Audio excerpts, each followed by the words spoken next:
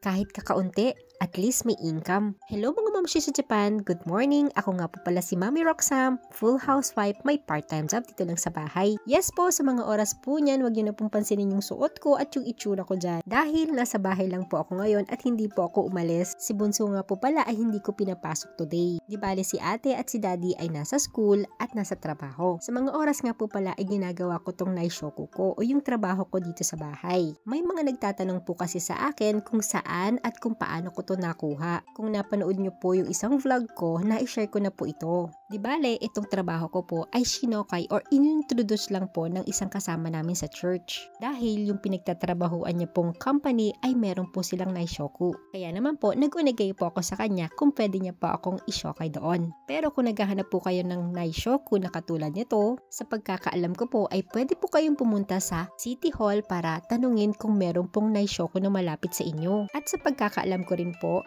na depende po sa inyong lugar kung meron pong naishoku na tinatawag. O kaya naman po, pwede rin po kayong magtanong sa Hollywood kung meron pong malapit sa inyo. At sabihing naghahanap po kayo ng naishoku kung tawaging work home. Na-share ko rin po pala dati na iba't iba po yung ginagawa ko, hindi lang po ito. Dito po sa company na pinagkukuhaan ko po ng naishoku, depende po sa kanila kung ano po yung ibibigay nila sa akin. Kung ano po yung available. Kasi po nag-aagawan, lalo na kapag madali. O kaya naman, malaki yung kita doon sa product na pagtatrabahuan nila. At eto nga po palang naishoku ko, ako nga po pala ang kumukuha sa company mismo. Pero meron pong company sa pagkakaalam ko na sila yung nagdi-deliver sa inyo sa bahay at sila rin po ang kukuha kapag natapos nyo na po. Kaya po kung mag-a-apply po kayo ng naishoku, sabihin nyo po or itanong nyo po kung i-deliver sa bahay nyo or kayo po ang kukuha. O siya, hanggang dito na lang po muna. Kung may tanong pa ho kayo, mag-comment lang po kayo sa baba.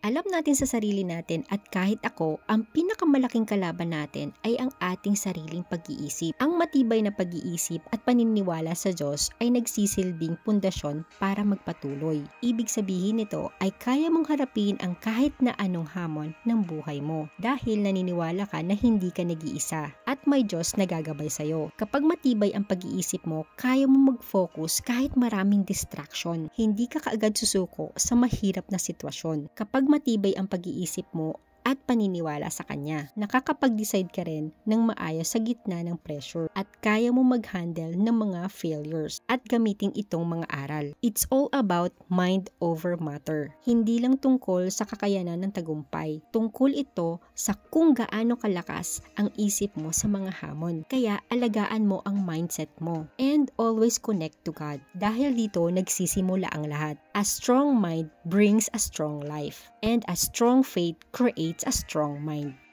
Yun lang po. Salamat!